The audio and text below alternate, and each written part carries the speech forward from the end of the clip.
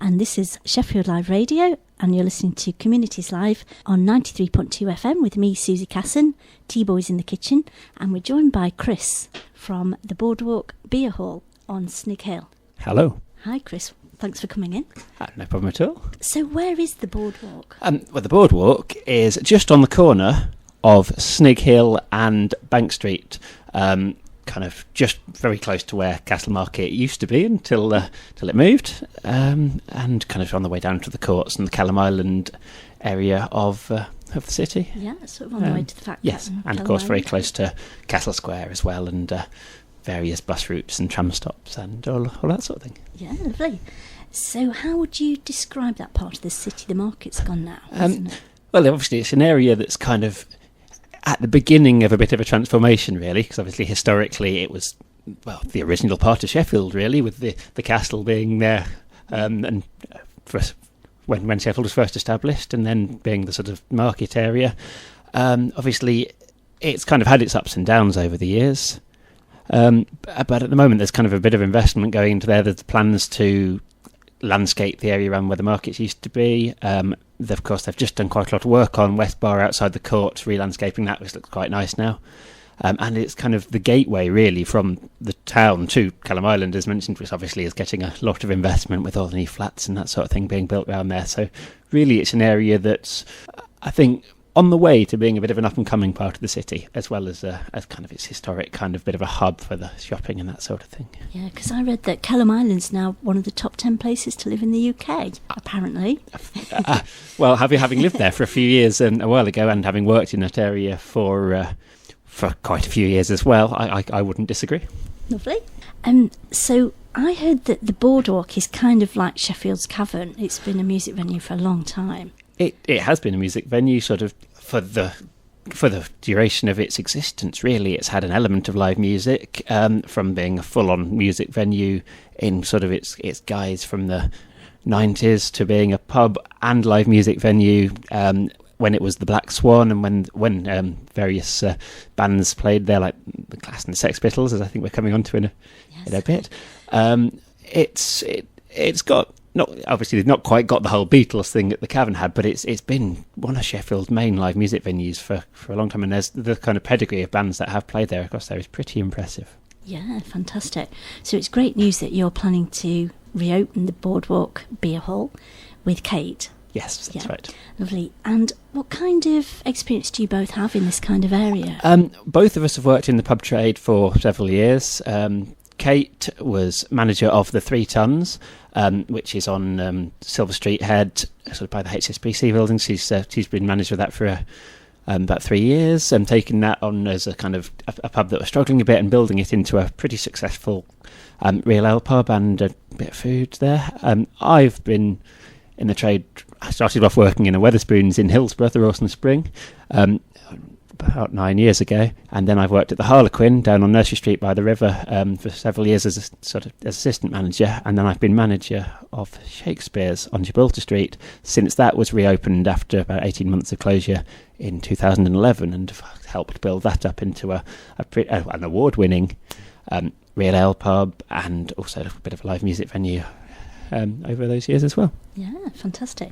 And Wetherspoons get very highly rated as an employer quite often, don't they? It's good training. Yes, no, certainly the training's very, very good. Especially obviously being close to the football, it was an interesting place to work for not having done a bar job before, and kind of threw me in at the deep end, which is ironic given that that's what it used to be called.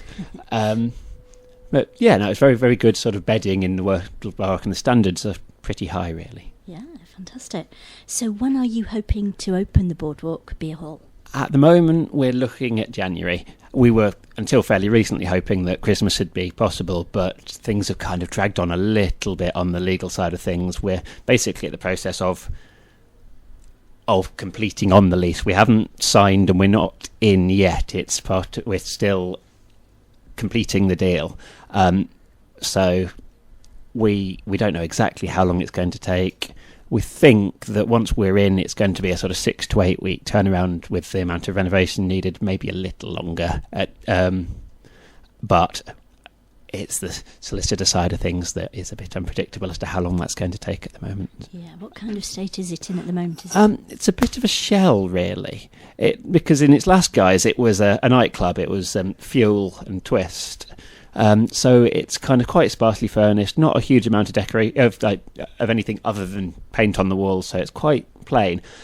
As a building, it's all right. It's not. We don't need a huge amount of structural work on it, but it's furnishing it, it's decorating it, it's putting pictures up on the wall. A bit of art, a bit of sort of brewery-related things. It's buying a PA for the stage. It's doing the cellar and all of those sort of things that we need to do to make it look less bare. Yeah, I suppose that's exciting because you can have it the way you want it. Yes, definitely. Definitely, we've got some ideas about what we want to do with it. I was involved at Shakespeare's prior to us opening there, which was exciting and good experience for this. But obviously, I wasn't the owner. I was just a manager, so I oversaw certain aspects of it, but it wasn't my choice of what we were doing. So this time, it's quite nice to actually be, along with Kate. It's completely up to us what we do within reason. Yeah, fantastic.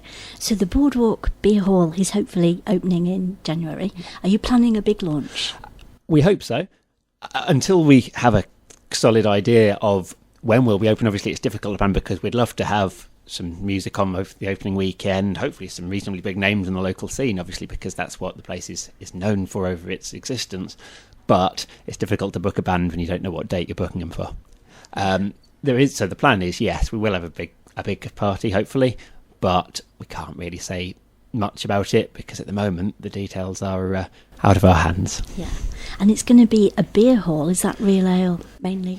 It's going to be real ale and craft beer as well, because Sheffield is a massive real ale city. It's kind of that's both of our backgrounds, but there's also a sort of a new and exciting trend in beer for sort of full flavoured, a bit more experimental beers coming forward. And there's some excellent pubs in Sheffield that are doing that, and we're hoping to build upon that, kind of with a bit more of a range, which sometimes you get in Manchester and Leeds and London, and Sheffield is good at it, but we feel potentially on that front there's room for a bit more and kind of introduce a few more people in Sheffield into the full possibilities of beer. Fantastic. And I've heard that Sheffield might have a claim to be the beer capital of the UK. That's right, yes. There's something called the Beer Capital Survey that various cities around Britain do each year, basically going, we have more beer on offer than you do. And most of the time Sheffield comes out pretty much on top of that. This year's, I think there was something like 450 different real ales on offer on one given day in the city of Sheffield, which is obviously quite amazing choice of different beers. Yeah, great. So hopefully launching in January. Do you feel it's a bit of a risky time to be starting the business? Well, when is a good time to be starting a business, really, is my answer to that. Obviously, there's economic challenges at the moment, as there have been since about 2007. For us, it's the right time. We've been working in other pubs. We've got our experience. We feel that we're in a position now where we can branch out and do what we want to do. And obviously also January is not necessarily an ideal time to be opening, but there's not a lot else goes on in January, so hopefully we'll be the biggest draw, and being able to have a big opening party will be something that'll kind of cheer people up from the January blues a little bit. Absolutely, yes. So you and Kate are going to be running it together. First time you've run a pub of your own. Yes. What do you think are going to be your main challenges? Well, getting customers, I suppose, is the big one, really, and obviously, in terms of maintaining standards, getting everything done on time in terms of getting it open. There are inevitably going to be challenges. There's inevitably going to be things that we find that need attention. I think in terms of getting customers in, obviously it's a historic and very famous venue. A lot of people are going to be interested, so it's not necessarily going to be getting people to go for the first time, it's getting people to go back. So we're going to have to make sure that what we offer is going to be very, very good. And, both of us have a background in pubs that are pretty highly rated, so hopefully that'll carry through into our own venture. Yeah, fantastic. And carrying on a very good tradition in Sheffield. Yes, definitely. There's some absolutely excellent pubs in Sheffield. Yeah, fantastic. So how can people find out more about the Boardwalk Beer Hall? Well, we have a Facebook page, which is www.facebook.com/Boardwalk Beer Hall. We have Twitter, which is @BoardwalkBeer. And if you want to get in touch directly with us, we have an email address as well, which is boardwalkbeerhall@gmail.com. Feel free to send us an email with any questions. We're also potentially looking for people who might be interested in running food stalls there, because we want a sort of street food style food offering potentially. And also, of course, as it gets closer, keep an eye out any bands and any promoters, because as it gets closer and we actually have opening dates, we will be looking for people to be performing there, and of course the players as well. And just generally, if you have any questions about what we're doing,